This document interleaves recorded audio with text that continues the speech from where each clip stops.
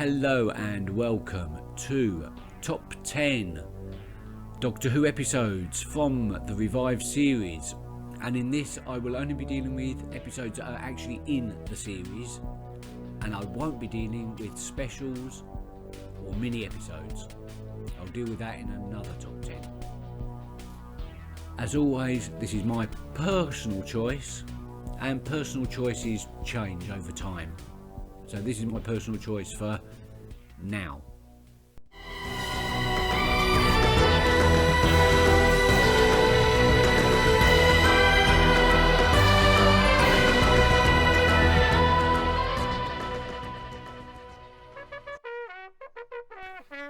At number 10, I've chosen a Russell T Davies masterpiece, the 4th series episode, Midnight. I like this episode for a variety of reasons. It's very claustrophobic, being set entirely on a shuttle bus, with the atmosphere outside on the alien planet being extremely deadly. So we get that claustrophobic feelings right from the start, which adds to the tension. The Doctor is unable to keep control of the situation, and the whole thing descends into a kind of anarchy, which is really interesting to see. When the episode ends, we are no clearer into understanding what actually happened than we were when we started the episode.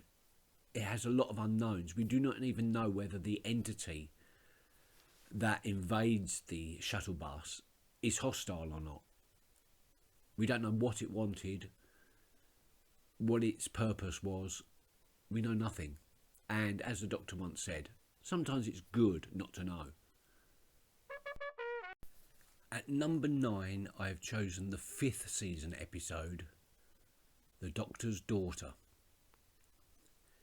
And when I first saw the title of this episode, I didn't think I was going to like it, playing with the Doctor's past in a way that I wasn't sure I was going to like.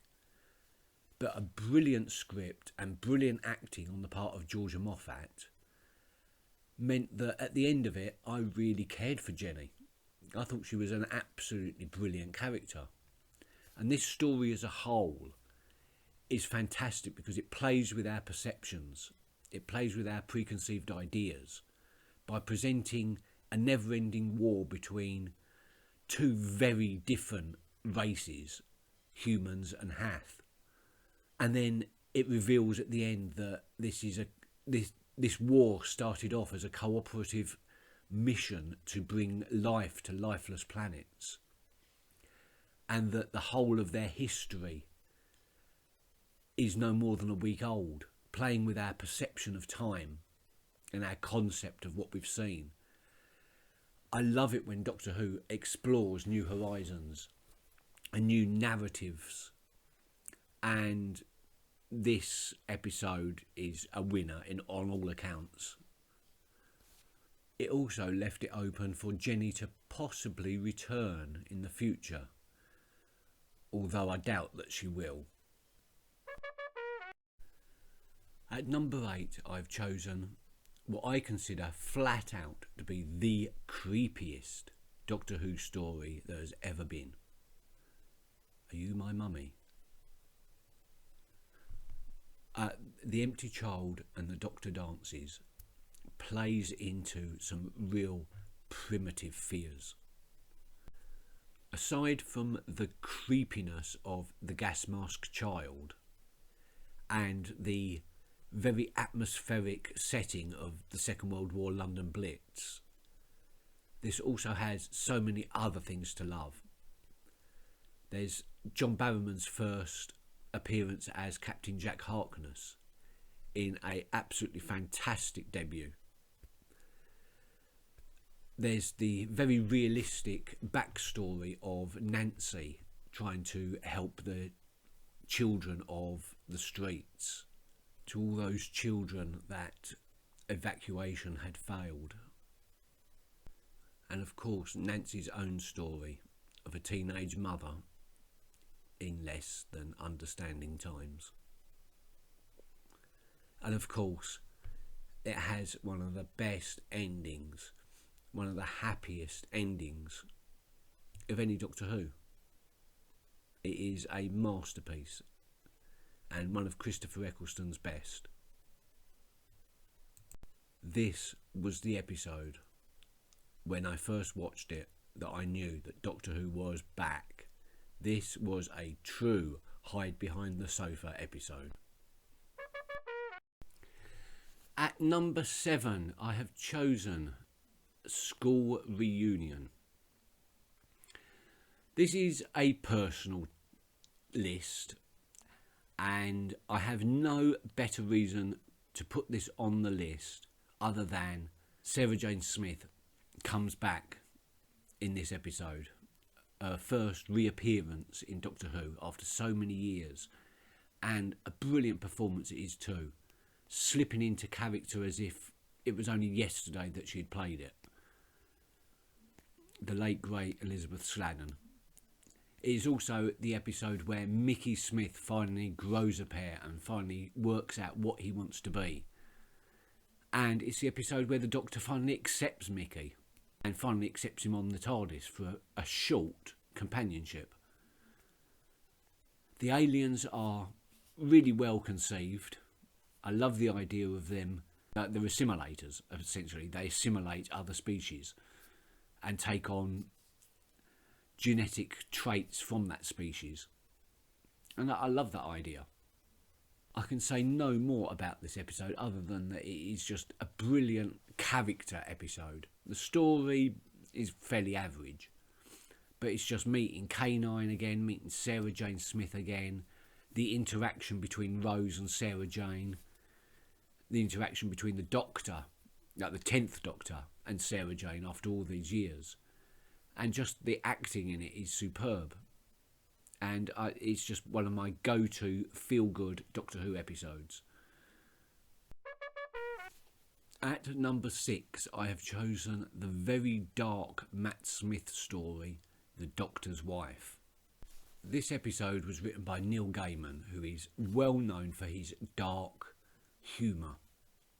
And there is humour in this episode in the character of Idris as the living embodiment of the TARDIS, and her experiences of trying to come to terms with a human-sized brain and the whole of time and space within that. But that is about the only humorous part of the episode. The rest is very, very dark. When House traps Amy and Rory inside the shell of the TARDIS, we get to see how powerful a weapon the TARDIS can be in the wrong hands, as House uses the time dilations to disorientate Amy and Rory and drive them apart and cause, to be quite honest, severe mental anguish to them. We also get to see the dark side as the Doctor discovers how many Time Lords the House has actually killed. And it's fun in the end, actually watching the Doctor rebuild a TARDIS from scraps and reunite Idris with her true self, the TARDIS. Yeah, it's a very complicated episode. I kind of mangled that. But absolute 10 out of 10 goes to the actress Sarana Jones, I think I've pronounced that correctly, who played Idris. Her acting in this was so good, and it just made the episode, it turned the episode from something very, very dark into something just a little bit lighter, in part of, obviously, of course, to Neil Gaiman's excellent writing. At number 5, I've chosen the Matt Smith episode Hyde. I just love the fact that this starts as a very neo-gothic ghost story, which quickly changes to a time travel story in which the Doctor has to rescue a time-travelling pioneer from the future who is trapped in what seems to be a collapsing pocket universe. just all elements of this. The photographs are so creepy. The atmosphere around when we think it's a ghost is just so in keeping with the sort of the 40s, 50s ghost stories. I mean, this is essentially a love story, a portmanteau love story as well, because not only have you got the love interest between the two ghost hunters, played brilliantly by Doug Ray Scott and Jessica Raine, but you also have the love story of the two creatures, which we never really find out what they are, but they're creepy as hell. But their story was not malevolent. It was completely benign. They were just separated because of this sort of time dilation thing. And I like that as well. The fact that, you know, a love story is a love story, regardless of what species or universe you come from. Also, I think there's some really nice character parallels between the Doctor and Professor Palmer in the man who has kept so many secrets for so many years. I mean, this episode is set in the 70s, so he's kept these secrets for 30 odd years of his work in the resistance and stuff like that, and he's become so closed off because of keeping these secrets that he's not letting anybody else in. And who does that sound like? At number 4, I've chosen what probably should be number 1 in any other series, which shows just how good Doctor Who stories really are. At number 4 is Vincent and the Doctor. Vincent and the Doctor is a beautiful story by anybody's standards, but for me it has rather personal connotations, because in this story the Doctor is dealing with a man who has severe mental problems.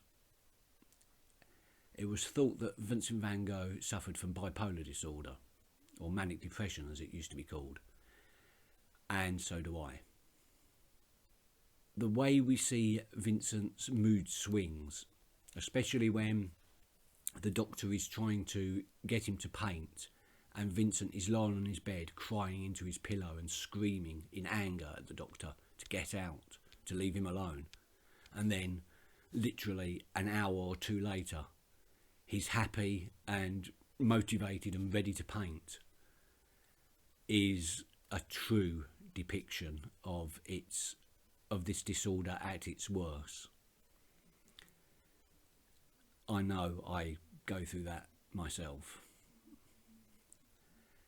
This makes Vincent and the Doctor a very difficult episode for me to watch because of obvious triggers. I love the ending. I love and I hate the ending. It's a difficult one. You see Vincent van Gogh travel with the Doctor into our time to see just how much of an impact his work has had on society and how much his work is loved.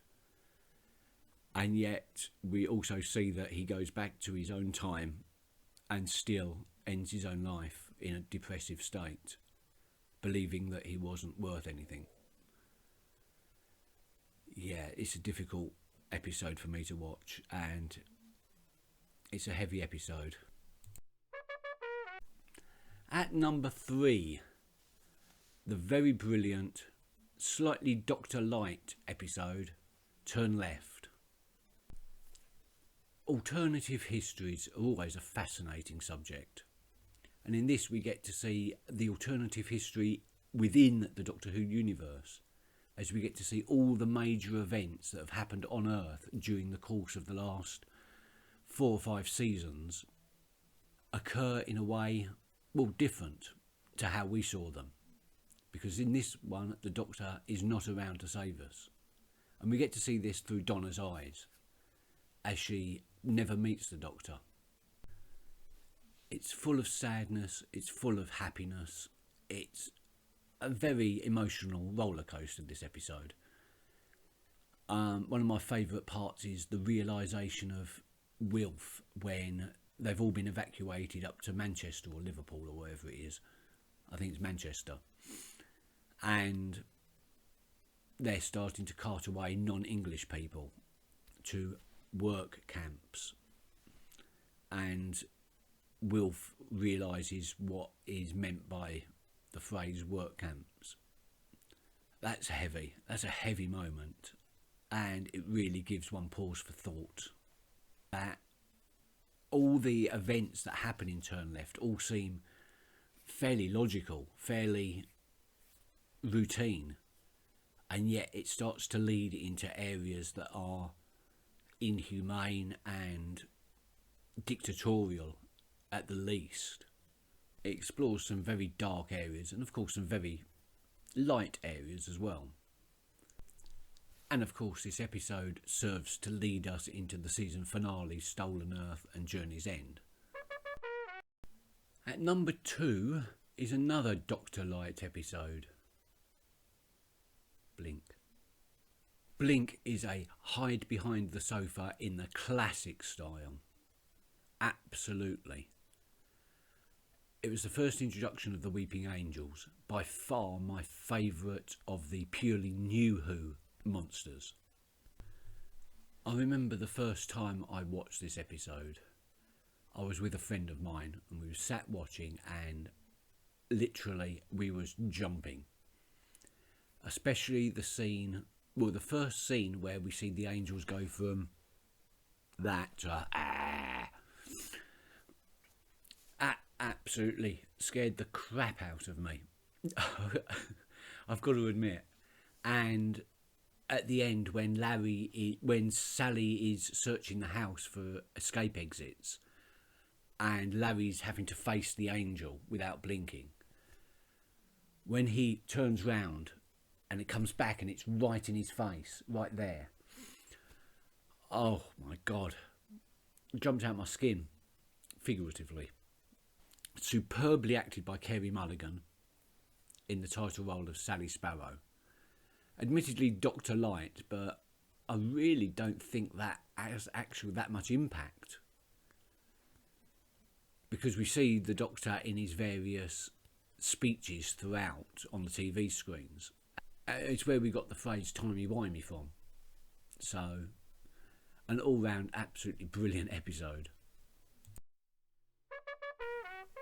And at number 1, the benchmark for all future Doctor Who episodes to come. Heaven Sent.